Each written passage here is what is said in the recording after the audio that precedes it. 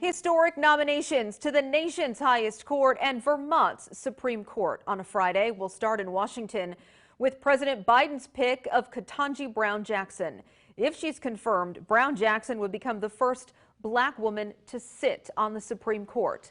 The 51-year-old judge is currently a member of the federal appellate court in Washington, D.C. She had been considered the front runner for the vacancy.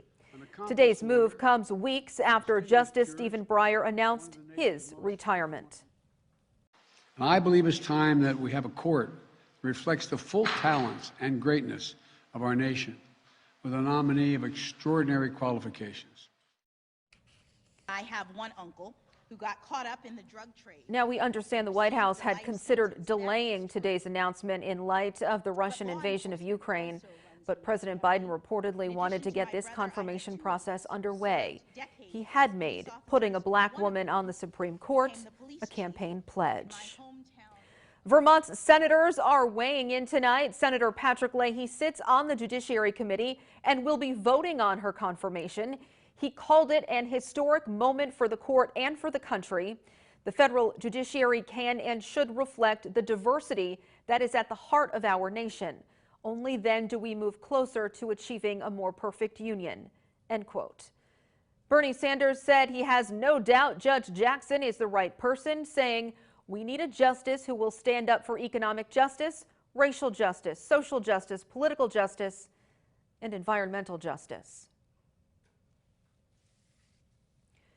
In Vermont tonight, Governor Phil Scott chose a woman of color to fill a vacant seat on the state bench.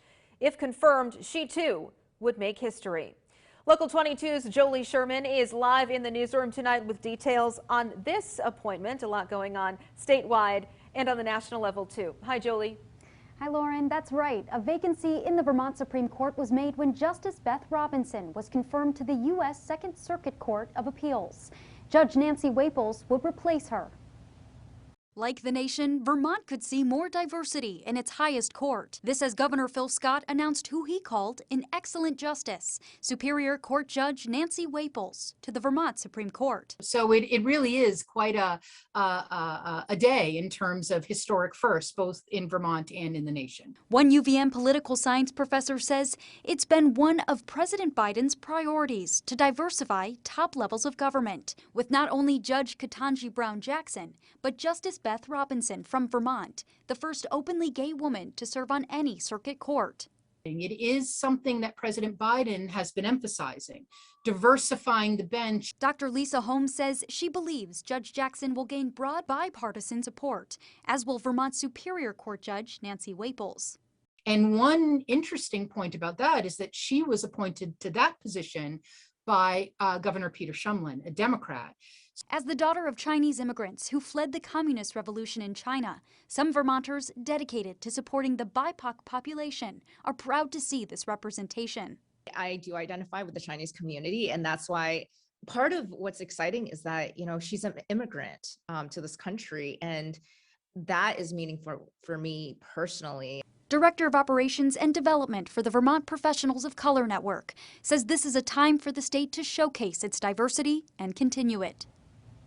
UVM professor Dr. Lisa Holmes says both Judge Jackson and Waples are highly qualified nominees and expects the U.S. and Vermont State Senate to confirm these picks. Reporting live in the newsroom tonight, Jolie Sherman, Local 22 News.